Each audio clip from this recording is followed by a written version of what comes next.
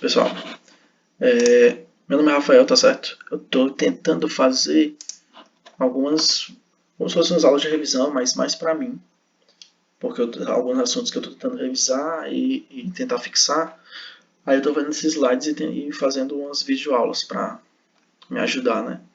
Aí se puder ajudar alguém também, fico feliz. Então hoje eu vou querer falar sobre distúrbios ácido-base, certo? Para isso primeiro a gente vai fazer só uma breve introdução, bem rápido aqui.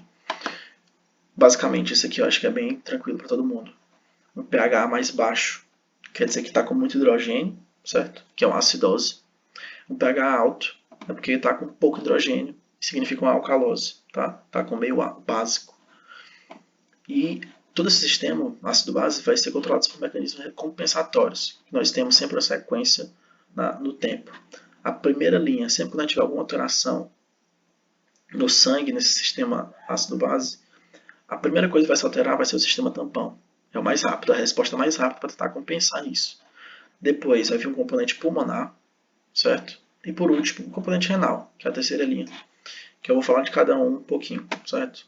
O primeiro e o principal, sistema tampão do bicarbonato, certo?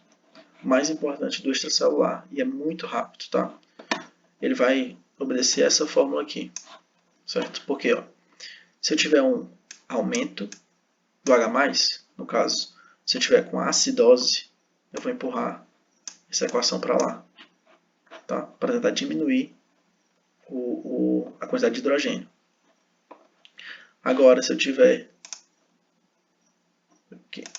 um aumento das bases do bicarbonato, se eu tiver com a alcalose, também vou empurrar para lá para consumir esse bicarbonato, certo?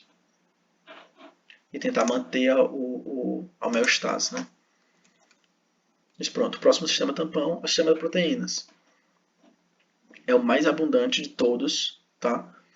Mas ele é principalmente no meio intracelular. E um exemplo muito bom é da hemoglobina, que a hemoglobina também pode ajudar a reter H+, para poder controlar a acidose, certo? E principalmente aqui, quando tiver proteínas, o grupamina, ele é básico, então ele pode reter H+, para tentar controlar a acidose. E o grupamento carboxila, ele é ácido, ele pode reter bases, certo? Pronto, bem por cima, gente. O próximo sistema tampão, o fosfato, tá? Que ele vai obedecer mais ou menos a ideia do sistema do bicarbonato. Porque a gente tem dois, o dihidrogênio e o monohidrogênio, tá? Primeira fórmula. O H-, ele é básico, tá? Então ele, aqui, quando ele tiver aumentado, vai estar com alcalose. Então a gente precisa consumir ele. A gente vai consumir ele com o dihidrogênio, tá? Tá aqui. Então vai empurrar para cá, vai formar água e o fosfato monohidrogênio, tá? E aqui essa fórmula aqui de baixo, quando a gente estiver no meio ácido com aumento do H+, vai ser totalmente contrário. Vou fazer o caminho contrário. O monohidrogênio, tá aqui, monohidrogênio, vai consumir o H+, e vai formar o fosfato de hidrogênio, tá? Bem tranquilo. Agora o componente pulmonar, tá? De novo a nossa fórmula aqui, ó, do bicarbonato. Nosso componente pulmonar, ele vai poder ter duas situações, quando a gente tiver maior ventilação ou menor ventilação, certo? Primeiramente, quando a gente estiver ventilando muito, quando estiver com hiperventilação, a gente vai começar a ter menos CO2, porque se eu estou ventilando demais, eu estou exalando muito CO2, certo? Então, a pressão de CO2, pressão parcial de CO2 vai diminuir. Se a minha concentração de CO2 diminui, ó, eu venho para cá, essa equação vem para cá, ó. Então, a quantidade de hidrogênio diminui também, certo? Então, a maior ventilação, quando tiver muita ventilação, quando tiver com hiperventilação, eu vou ter menos hidrogênio. Se eu tenho menos hidrogênio, eu tenho uma alcalose, certo? Aí bora lá, agora, quando eu tiver menos ventilação, quando tiver uma hipoventilação, eu vou começar a reter CO2. Vai ter o caminho contrário. Estou retendo CO2. Se eu estou retendo CO2, a quantidade de CO2 vai aumentar. E essa equação vai para o outro lado. E vai começar a aumentar a quantidade de hidrogênio. Eu vou ter mais hidrogênio. Se eu tenho mais hidrogênio, eu tenho uma acidose, certo? E aqui o componente renal, tá? medicinal vou falar bem por cima mesmo, porque senão a gente entrar muito em fisiologia renal e é um pouquinho chato falar sobre isso, vai ficar muito uma aula meio enfadonha. Mas, basicamente, se eu tô com acidose e eu preciso o quê? Eliminar H+. Eu preciso eliminar, fazer uma urina ácida para poder tentar diminuir a acidez do meu sangue. E se eu tiver com alcalose, eu vou tentar fazer uma urina básica para diminuir a quantidade de bases no meu sangue, certo? Aí os mecanismos são, tipo, reabsorção de íons de bicarbonato, certo? Se eu tiver com acidose, vou tentar reabsorver bicarbonato. Eu posso produzir novos íons bicarbonatos, ou então posso secretar íons de hidrogênio, certo? Bem tranquilo. Pronto. Aí aqui alguns conceitos, tá? Que é o buffer de bases e o base excess. Tá? O buffer de bases, perdão, ele vai ser a quantidade total de bases no sangue do paciente. A principal base é o bicarbonato, mas existem algumas outras bases, tá? O valor de referência de 45 a 51, certo? Se passar desse valor de referência é porque eu estou com muita base no corpo, certo? E o base excess é justamente a diferença do buffer de bases do paciente com o buffer de base normal. Então é o excesso de bases que eu estou no corpo. Que aí a referência vai variar de -3 a +3. Tá? Então eles vão falar mais ou menos a mesma coisa, certo? Se o meu buffer de base está aumentado, é porque eu estou com excesso de base no corpo. Se meu base excess está aumentado, eu estou com excesso de base no corpo. E o contrário, se estiver diminuído, eu estou com poucas bases no corpo. Tá? Coisa importante, ele não vai se alterar nos distúrbios respiratórios agudos. Porque não dá tempo do corpo reter base ou então eliminar a base. Certo? Então ele não vai ser alterado o base excess. Pronto, agora vai chegar a parte mais importante daqui da aula, que é essa sequência de análise, tá? O que a gente vai fazer? Primeiro aqui, ó, todos os nossos parâmetros, tá? Que eu vou utilizar aqui. O pH de 7,35 a 7,45 e por aí vai. Aqui vocês podem tirar print, talvez. Vamos lá. Primeira coisa, a gente vai analisar o pH. Lá do começo. Então, se eu estou com pH menor que 7,35, eu tenho acidose. Acabou-se. Se eu estou com pH maior que 7,45, eu tenho uma alcalose. A primeira parte já foi. Já defini se é uma alcalose ou se é uma acidose, certo? Depois eu vou ver qual é o distúrbio primário que causa essa minha variação do pH. Tá? Então vamos lá, se eu tenho uma acidose, ele pode vir tanto de uma acidose metabólica, tá aqui, como de uma acidose respiratória. Tá? E eu vou identificar justamente vendo o bicarbonato e o PCO2. Se eu olhei e meu bicarbonato está diminuído, é porque eu tenho uma acidose metabólica. Tá? Mas eu peguei, olhei e não está diminuído. Então eu vou lá para o PCO2. O PCO2, quando eu olhar, vai estar aumentado. Ah, pô, se está aumentado, então é uma acidose respiratória, certo? E na alcalose é justamente o contrário, tá? Quando eu for avaliar o bicarbonato, se ele tiver aumentado, é porque é uma alcalose metabólica. E se o PCO2 estiver diminuído, é uma alcalose respiratória, tá? Depois eu vou dar uns exemplos aqui para a gente conseguir entender melhor isso, tá? Pronto, depois que eu descobri meu distúrbio primário, eu descobri se eu tenho uma acidose metabólica ou se eu tenho uma alcalose respiratória, certo? Eu vou ver minha resposta compensatória, que eu falei lá no começo. A gente vai ter algumas respostas compensatórias, certo? Aqui, agora que a gente vai começar a usar essas fórmulas que é um pouquinho chato, tá? Mas é bem tranquilo. Na acidose metabólica. Quando a gente tem uma acidose metabólica, a gente espera o quê? Que o nosso corpo, para tentar diminuir essa acidose, vai fazer uma alcalose respiratória, certo? Que aí, para a gente saber a quantidade o valor do PCO2, a gente vai usar essa fórmula aqui, tá? Quando eu fizer exemplo, vocês vão entender melhor. Quando for uma alcalose metabólica, vai ser essa fórmula. quando eu tenho uma alcalose metabólica, o meu corpo vai tentar fazer uma acidose respiratória para compensar, certo? Bora lá. Agora também as respostas compensatórias, quando eu tiver uma acidose respiratória. Aí vai variar, porque se eu tiver uma acidose respiratória aguda, não dá tempo ainda do meu corpo começar a excretar as bases, né? Então vai ser diferente, a resposta compensatória vai ser diferente de uma acidose respiratória crônica. Então a gente tem essas duas fórmulas, tá? Que a gente precisa analisar isso se é aguda ou crônica no caso clínico, certo? E quando for alcalose também é a mesma coisa. Uma alcalose respiratória aguda vai ser diferente de uma alcalose respiratória crônica, tá? São essas fórmulas aqui. Pronto, chegamos no nosso exemplo. Agora vocês vão entender um pouquinho melhor, certo? Botei aqui a fórmula aqui em cima para vocês. Para vocês tentarem analisar. Primeiro passo, analisar o pH, tá? Então nosso pH está menor do que 7,35. Então a gente tem uma acidose. Acabou, matou.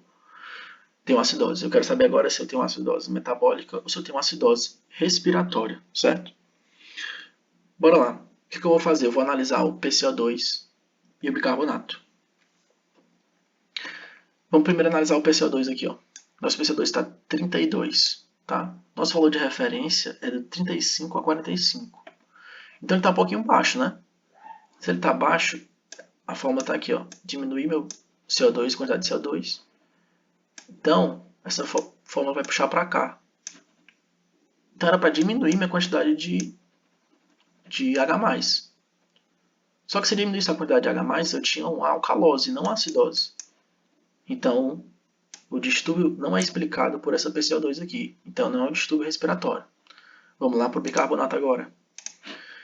Bicarbonato. Nosso bicarbonato está 10. A gente está com bicarbonato baixo, certo?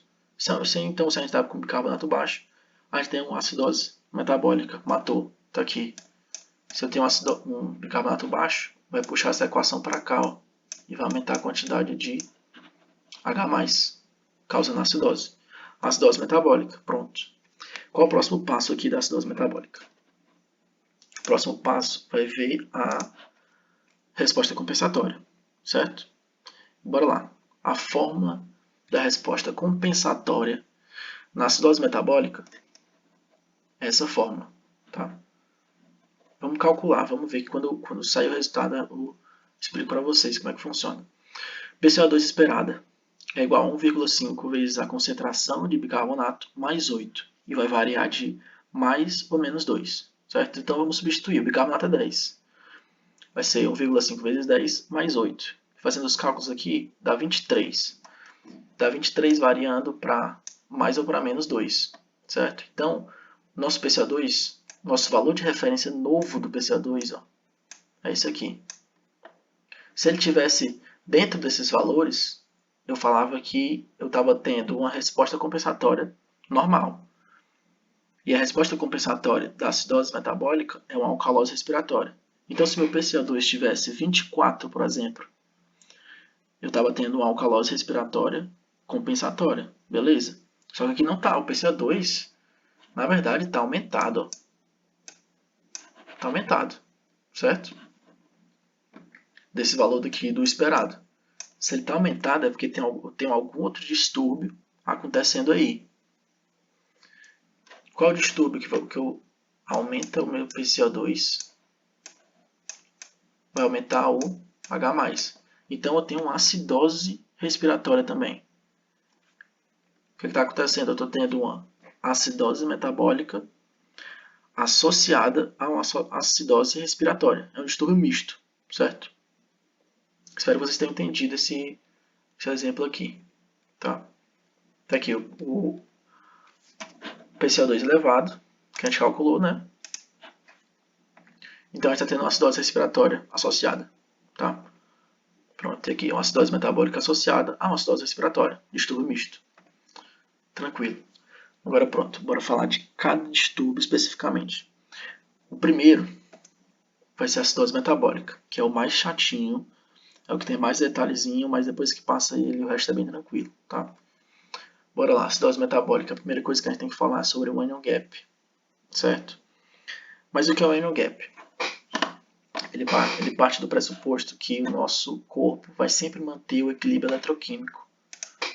Deixa eu botar, pronto, o apontador. Vai sempre manter o equilíbrio eletroquímico. Então, o que é isso? Quer dizer que as cargas positivas, tá aqui, sempre vão ser iguais às cargas negativas, em quantidade, certo? Só que aí, beleza.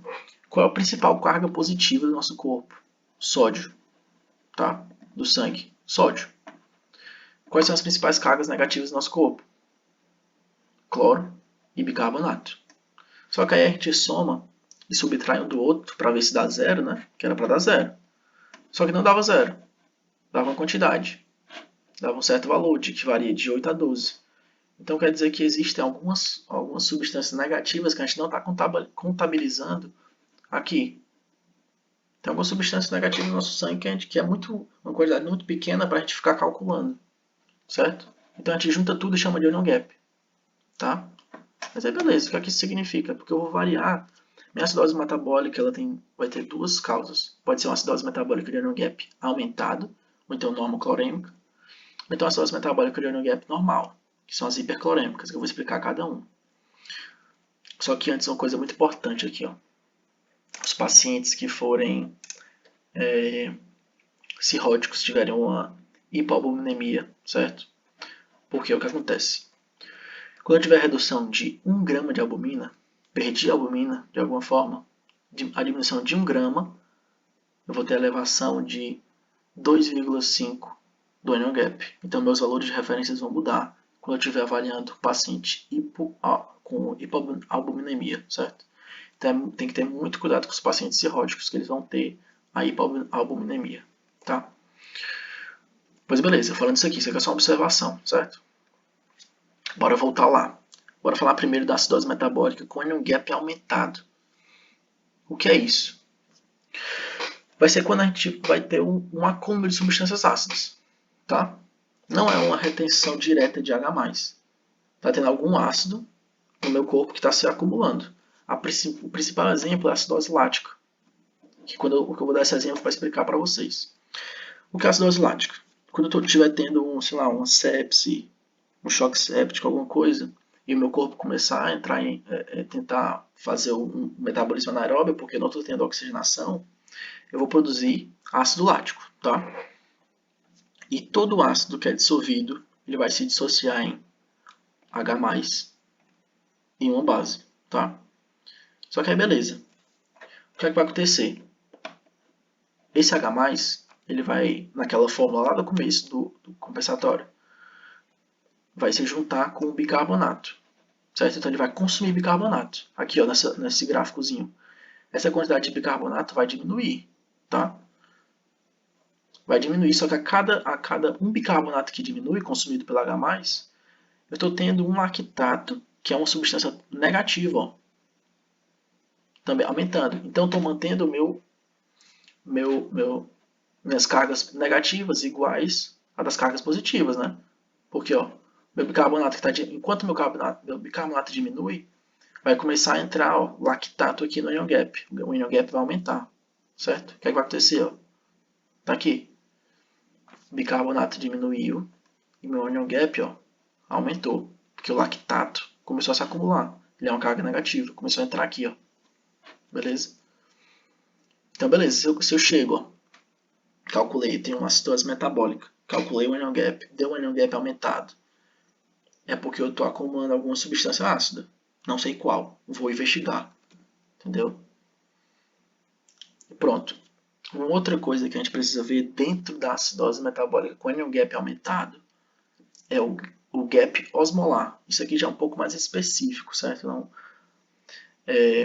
o que é o gap osmolar?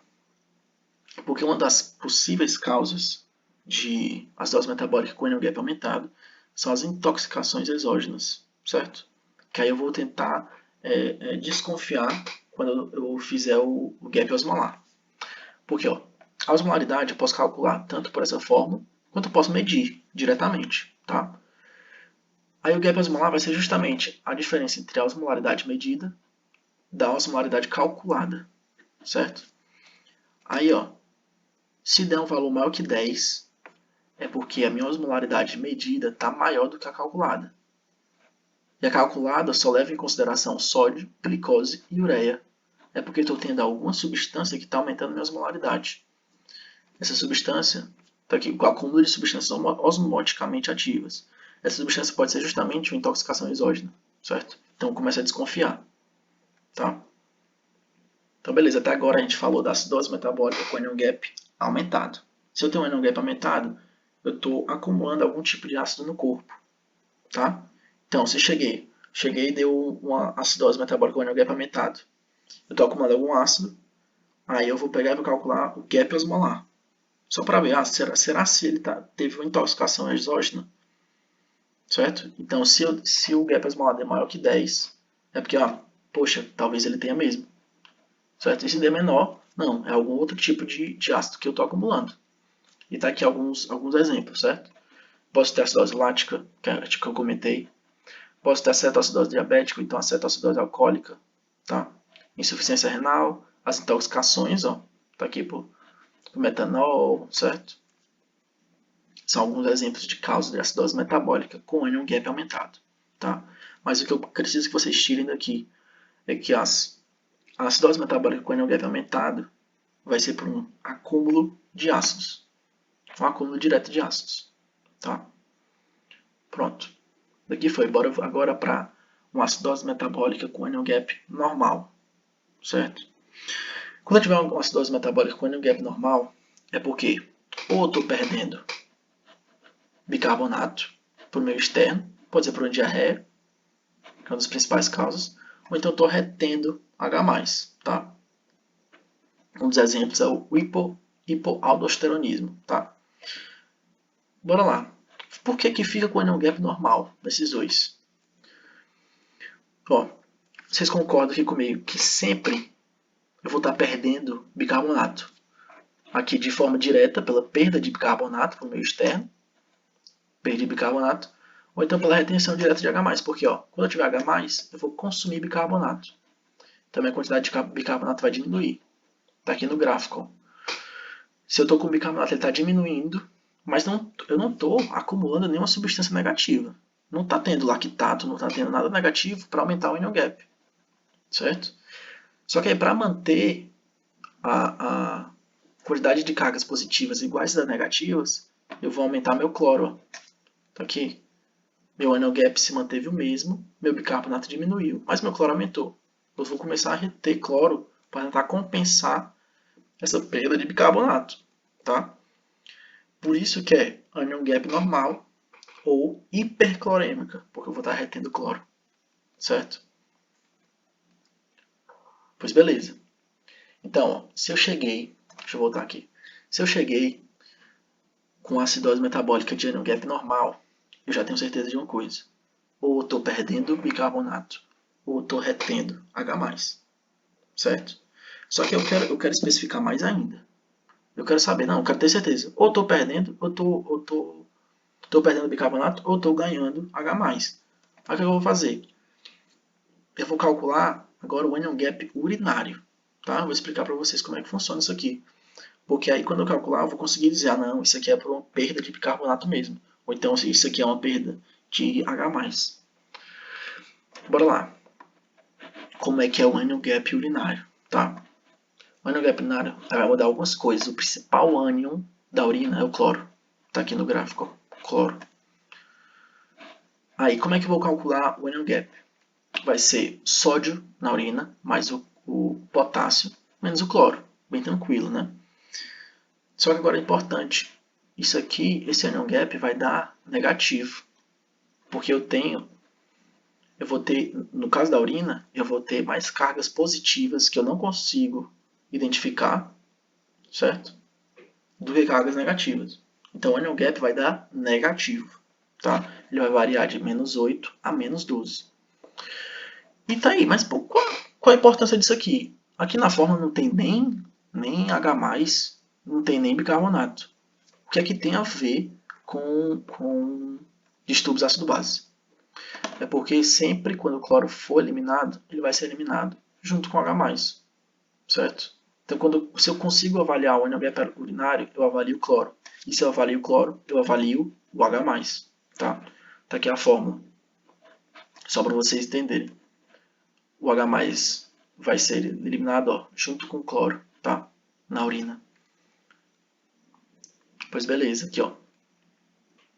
Vamos explicar cada um agora. Se eu tenho uma retenção de H+, certo? Uma retenção de H+, lembrem, o H+ sempre está junto com o cloro. Se eu elimino H+, eu elimino o cloro. Se eu retenho H+, eu retenho o cloro. Se eu estou retendo H+, eu estou retendo cloro, certo? Então, o anion gap urinário ele vai começar a dar positivo, porque eu vou explicar aqui no gráfico. Estou retendo H+, ou estou retendo cloro, a quantidade de cloro aqui vai aumentar, vai querer subir. O anion gap, perdão, gente. Se eu estou retendo cloro no corpo, o meu cloro urinário vai diminuir. A concentração dele na urina vai diminuir, porque eu estou retendo cloro no corpo, certo? Então, essa quantidade de cloro aqui vai cair, tá? E para cair, eu preciso diminuir esse anion gap. Só que o anion gap é negativo. Para diminuir, ele vai começar a ficar positivo, certo? Tá aqui, ó. Diminuir o cloro, diminuir o anion gap, tá? Que no caso diminuir o anion gap urinário vai ficar mais positivo. E pronto. E agora, quando a gente perde bicarbonato, o que acontece? Se a gente começa a perder bicarbonato, o nosso corpo tenta compensar eliminando H+. E H+ sempre está junto com cloro. Se eu estou eliminando H+, eu estou eliminando cloro. Minha urina vai ficar com mais cloro. Se eu tenho mais cloro, o meu anion gap vai aumentar. Certo? O anion gap aumentou. Cloro urinário aumentou, o anion gap aumentou. Só que o anion gap é negativo. Então o anion gap ele vai ficar bem mais negativo para poder compensar. Certo? Pois beleza, então vamos lá. Se eu peguei uma acidose metabólica de anion gap normal, ou então hiperclorêmica, tá? Aí eu pego e vou calcular meu anion gap urinário, certo? Se o anion gap urinário começou a ficar mais positivo, ele é para ser menos 8 a menos 12, começou a ficar menos 4, 0, então mais 1, é porque eu estou retendo H+, certo? Estou retendo H+, tá aqui. Vou voltar aqui para vocês, pronto. Estou retendo H+. O anion gap urinário começou a ficar positivo, estou retendo H+. E se meu anion gap começou a ficar ou muito negativo, eu estou perdendo bicarbonato, certo? Pois beleza. E aí, quais são os tipos, né? Quais são os exemplos? Quando eu tiver retenção direta de H+, é uma acidose tubular renal do tipo 1, 2 ou 3, tá? Eu vou só citar os exemplos aqui para não ficar muito, senão fica muito grande a aula. E se eu tiver uma perda de bicarbonato? Eu estou tendo geralmente uma perda digestiva. Deixa eu botar aqui os exemplos, ó. Tá aqui. As causas de acidose metabólica com anion gap normal. Diarreia, pode ser diuréticos por de potássio, acidose tubular renal, tá aqui ó, tipo 1, 2 e 3, certo? Que aí eu vou, para diferenciar, eu vou usar o anion gap urinário, certo? Hipoaldosteronismo, por aí vai, tá? Alguns exemplos só. Pois beleza, e agora por último, para acabar a acidose metabólica. Sempre que eu tiver acidose metabólica, eu preciso dar uma olhada no delta-delta. Tá? O que é o delta-delta? Vai ser a variação do anion gap dividido pela variação do bicarbonato. Porque vocês concordam comigo que sempre a variação do anion gap é para acompanhar mais ou menos a variação do bicarbonato. Né? Se eu perco o bicarbonato, eu começo a variar meu anion gap na mesma proporção. Então, qual é o correto? Essa variação ser igual a 1. Certo? Só que aí, quando for maior que 2, essa variação, o que foi que aconteceu? É porque a minha variação do anion gap está muito grande e a minha variação de bicarbonato está muito pequena. O que é que significa? Se a minha variação do anion gap está grande, é porque o anion gap do meu paciente está muito grande, certo? Aí o valor dessa subtração aqui dá alto. E se minha variação do bicarbonato está pequena, é porque o bicarbonato do meu paciente está muito próximo do normal, certo? Está muito próximo do normal porque ó, a variação de bicarbonato foi menor do que a esperada. Era para variar mais. Era para ter uma variação grandona de bicarbonato, para acompanhar a variação do anion gap. Isso significa o quê? Que eu estou tendo um distúrbio misto. Tá? Eu estou tendo o quê? Alguma coisa tá segurando o meu bicarbonato, tá aumentando a quantidade de bicarbonato. Então, eu estou tendo uma alcalose metabólica junto com a acidose metabólica de anion gap aumentado, certo? Distúrbio misto. Isso aqui é uma coisa bem mais específica, tá, gente? Para uma revisão, talvez acaba que é muito específico, tá? Pois beleza. Então, se eu fiz o meu delta-delta do maior que 2, é porque eu tenho uma alcalose metabólica junto com a acidose metabólica de anion gap aumentado. Fechou isso aqui, distúrbio misto. E agora, se der menor que 0,5, é exatamente o contrário. É porque a minha variação de anion gap está muito pequena para a minha variação de bicarbonato. Tá? Então, o bicarbonato do meu paciente está muito baixo. Caiu demais. Certo? É porque a variação foi muito grande. Certo? Meu bicarbonato está muito baixo. Se meu bicarbonato está muito baixo, é porque eu estou tendo uma outra acidose junto. Então, eu estou tendo uma acidose metabólica de anion gap normal junto com a acidose metabólica de anion gap aumentado. Mais um distúrbio misto. Tá? Esse é o delta-delta. Um pouco mais específico, pode ser que fique um pouco confuso na cabeça, mas é isso aqui. Tá? Pronto, a pior parte já foi. Agora a gente vai para a alcalose metabólica. Tá? Alcalose metabólica. O que é, né? Tá aqui. Vai ser a retenção de bicarbonato. Certo? Se eu estou retendo alguma base, eu vou ter uma alcalose. Certo? Aí, eu vou reter bicarbonato tanto quando eu perco H+, quanto eu retenho diretamente. Por quê? Ó? Se eu começar a perder H+, deixa eu botar aqui na fórmula que está aqui em cima. Se eu perco H+, a concentração de H+ diminui, essa fórmula vai puxar para cá, ó, e vai começar a aumentar a quantidade de bicarbonato. Então, sempre é uma retenção de bicarbonato. Aí a gente tem 3 situações muito importantes aqui na alcalose metabólica, que são quando tiver uma hipovolemia, quando tiver uma depressão do cloro e quando tiver uma hipocalemia. Tá? Primeiramente, a hipovolemia. Porque ó, o bicarbonato e o sódio, eles sempre vão ser reabsorvidos juntos, certo? Na hipovolemia. Então, se eu estou com hipovolemia, eu estou querendo manter líquido no meu corpo. Eu quero reabsorver água e sódio. E para reabsorver sódio, eu vou ter que reabsorver bicarbonato. Tá? E se eu começar a reabsorver bicarbonato, eu vou começar a ter uma alcalose metabólica. Então, às vezes, caso de hipovolemia, eu posso ter uma alcalose metabólica. Certo? Próximo, depressão do cloro. Aqui, porque o cloro e o sódio, eles vão estar também associados, certo? Então, aqui, se eu quero reabsorver sódio, eu também vou reabsorver cloro, tá?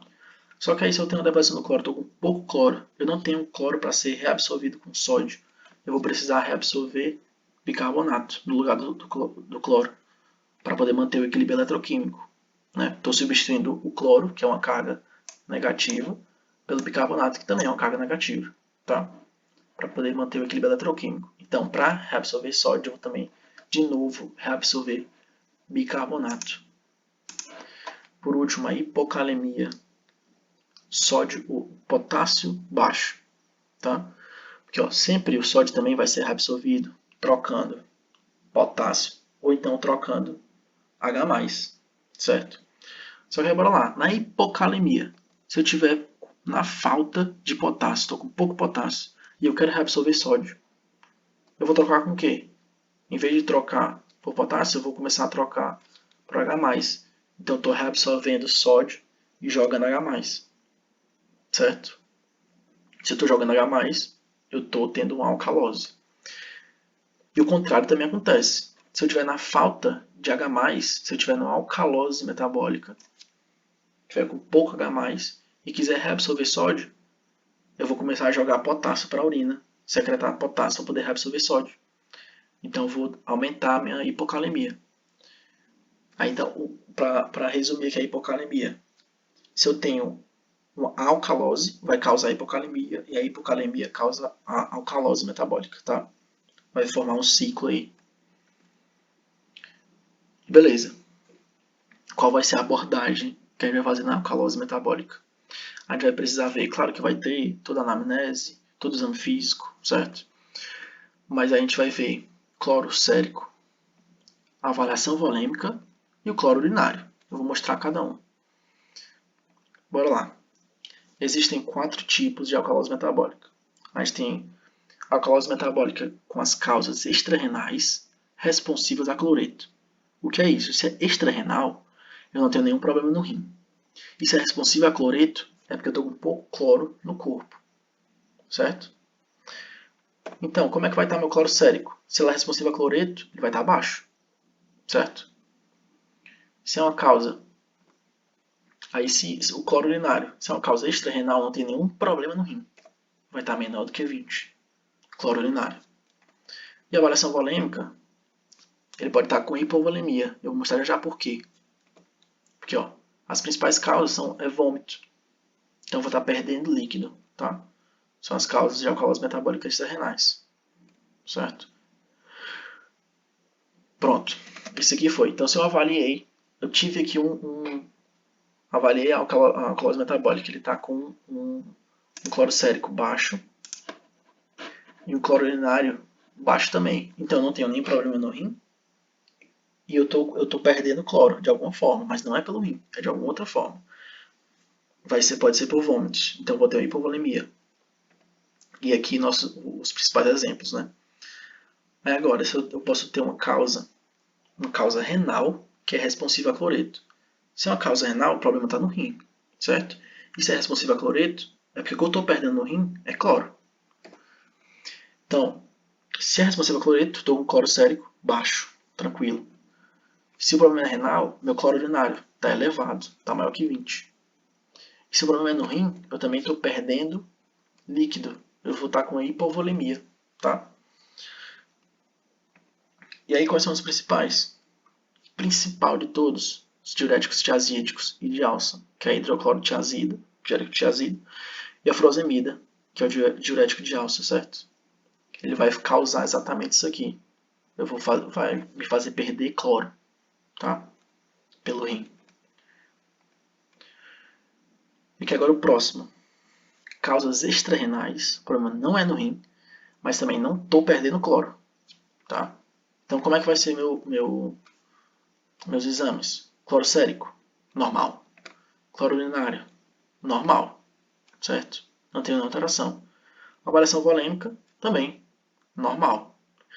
Se eu tenho uma alcalose metabólica com cloro sérico normal, avaliação volêmica normal e o cloro urinário normal, a minha causa ela não vai ser nem no rim, também não estou perdendo cloro. E o que é isso? Eu estou pegando bases externas, certo? Eu estou usando algum tipo de base. Às vezes acontece muito na reposição de bicarbonato. Às vezes faz uma reposição muito grande e aumenta a quantidade de bases. Então não estou alterando a quantidade de cloro. Eu só estou aumentando a quantidade de bases diretamente. A hemoprofusão é outro exemplo. Essa síndrome leite-álcali, que é uma ingestão abusiva de leite, né? Pronto. E por último, as causas renais. O problema é no rim, que é não responsivo a cloreto. Então também não tem alteração do cloro. Eu não estou perdendo cloro no rim, estou perdendo outra coisa. Tá? Então, cloro sérico, normal, não vai ter alteração. Cloro urinário, ele pode estar um pouquinho aumentado, porque tem um problema no rim, mas não vai ser tão grande, entendeu? Pode estar diminuído também, normal. E a avaliação volêmica, ela pode ter agora hipertensão pelo aumento da volemia. E por que? Eu vou explicar aqui as causas. Não? As causas renais não responsivas a cloreto pode ser um estímulo à secreção direta de H+.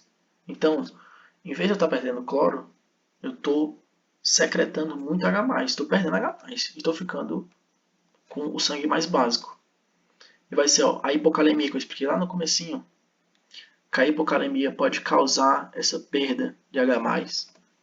O hiperaldosteronismo primário, quer dizer, o hiperaldosteronismo vai fazer eu reter muita água, aumentar minha pressão pelo aumento da volemia e vou estimular a secreção de H+. E essa síndrome de Liddle, eu não sei como pronunciar direito, mas é como ele funciona muito parecido com o hiperaldosteronismo primário, mas ele não tem um aumento da aldosterona. O que ele tem é uma hiperreatividade do rim à aldosterona. Então eu tenho uma quantidade normal de aldosterona, mas meu rim responde muito e começa a reabsorver muita água e sódio e secretar muito H+, certo? E vai causar alcalose. As principais causas, certo? Pronto, foram essas 4 causas de alcalose metabólica. Bora agora para acidose respiratória. Agora, tranquilo, já acabou. Estamos agora nos tubos respiratórios, tá? Não tem mais nada. O pior já passou. Então, vamos lá. Acidose respiratória, como é que ela vai acontecer? Vai ser sempre por uma hipoventilação. Doenças que causam hipoventilação vão causar o acúmulo de CO2. E o acúmulo de CO2 vai causar a acidose respiratória. Aqui os exemplos, ó, quando tiver uma acidose respiratória aguda, pode ser uma pneumonia aguda, um edema agudo de pulmão, ou então uma obstrução das vias aéreas. E uma forma crônica são aqueles doentes que sempre eles têm aquela frequência respiratória mais baixa, tá? São os pacientes com DPOC, são os pacientes com pneumopatias crônicas, ou então com apneia do sono, certo? Ele tem a frequência respiratória já mais baixa. E agora, só isso, a alcalose respiratória agora. A alcalose respiratória vai ser exatamente o contrário, vai ser uma hiperventilação. Doenças que causam hiperventilação vão causar uma diminuição do CO2, eu vou estar expelindo muito CO2, e vai causar uma acidose, vai aumentar a concentração de H+. E aqui são os exemplos das causas, né? As causas agudas. Pode ser uma ansiedade, uma crise de ansiedade, uma crise asmática, que às vezes a gente pode pensar na crise asmática como sendo uma hipoventilação, mas o paciente ele aumenta a frequência respiratória para tentar compensar a dificuldade de respirar. Então ele vai aumentar a frequência, vai ter uma hiperventilação.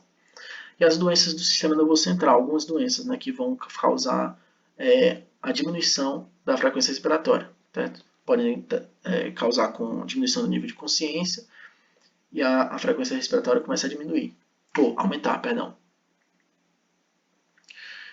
E as crônicas, pode ser os pneumopatas crônicos, que na verdade que agora eles têm uma hiperventilação, certo? O hipertireoidismo, que próximo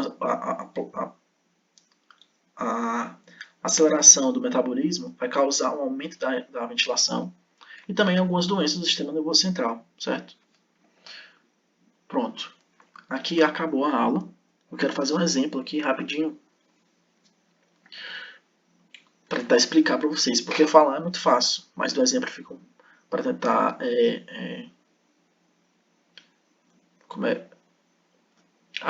aprender direitinho o conteúdo, né? Sempre precisa de um exemplo. Bora lá, aqui o exemplo. Estou com todos os dados do paciente. Às vezes dá um susto, porque são muitos dados, né? Mas é só fazer a sequência lá. Qual a sequência? Primeiro avaliar o pH. Nosso pH é 7,24.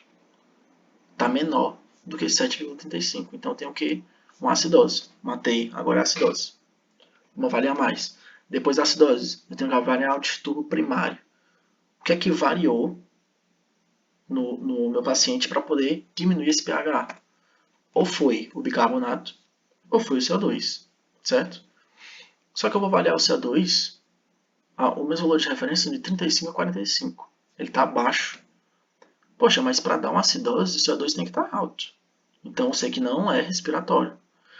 Bora para o bicarbonato agora. O bicarbonato está 11. O bicarbonato está baixo. Bicarbonato baixo causa sim uma acidose. Então já matei. Está aqui bicarbonato baixo. Tem uma acidose metabólica. Pronto. Qual o próximo passo na acidose metabólica? Calcular a resposta compensatória. Vamos ver se ele está com distúrbio misto ou não, se está só com a resposta compensatória. Porque a gente viu que o PCO2 está abaixo. Ó. Só que será se é uma resposta compensatória a essa acidose metabólica ou não, ou se é algum outro distúrbio. Vou calcular lá de novo. A fórmula da resposta compensatória na acidose metabólica. PCO2, 1,5 vezes a concentração de bicarbonato mais 8. Substituindo aqui, ó, 1,5 vezes 11 mais 8. Vai dar 16,5 mais 8, que dá 24,5. E variando de mais ou menos 2, nossos novos valores de referência para PCO2 vai ser, ó, 22,5 até 26,5. São os nossos novos valores. Qual é o nosso valor de PCO2? Ó? 26. Ah, então tá dentro do esperado, né? Tá aqui. Então, na verdade, eu estou tendo uma acidose metabólica com a alcalose respiratória compensatória. Tá, beleza. Tá respondendo normal. Tá aqui. Acidose metabólica com alcalose respiratória compensatória. Tranquilo, matamos. Qual é o próximo passo? Que acabei deixando a resposta já, né? Calcular o anion gap, certo? O valor de referência do anion gap de 8 a 12. Bora lá. E a fórmula? Esse é o sódio menos o bicarbonato mais o cloro. Os valores aqui que o nosso paciente tinha. Tá aqui o sódio de 187, cloro de 100 e bicarbonato de 11. Vamos substituir cada um. Ó. Tá aqui. A fórmula vai dar, o anion gap vai dar 26, certo? 26. Nosso anion gap está aumentado, né? Está maior do que o nosso valor de referência. Então, a gente tem uma acidose metabólica com anion gap aumentado. Tá aqui, ó, para explicar dentro do gráfico o que aconteceu. Então, quais são as nossas causas? Nosso anion gap aumentou, então diminuiu o cloro. Tem alguma coisa que está acumulando aqui para aumentar o anion gap. Alguma substância negativa. Ah, então deve ser tem algum ácido se acumulando. E a base que se dissociou dele está acumulando nesse anion gap. Certo? Então, quais são os nossos exemplos de uma acidose metabólica com anion gap aumentado? Acidose lática, cetoacidose diabética, cetoacidose alcoólica. Tudo isso vai variar agora, dependendo da clínica do paciente. A gente já diminuiu muito o nosso leque de diagnósticos, né? Mas pronto, gente. Basicamente isso. Tentei fazer bem rápido, bem sucinto. Se vocês quiserem, podem tirar prints aí dos slides e tal. Mas uma coisa importante, não usem isso como referência, certo? Porque é só não tenho referência nenhuma aqui, foi só de alguns resumos que eu tinha feito já quando eu estava estudando. E fiz esses slides, certo? Mas é isso.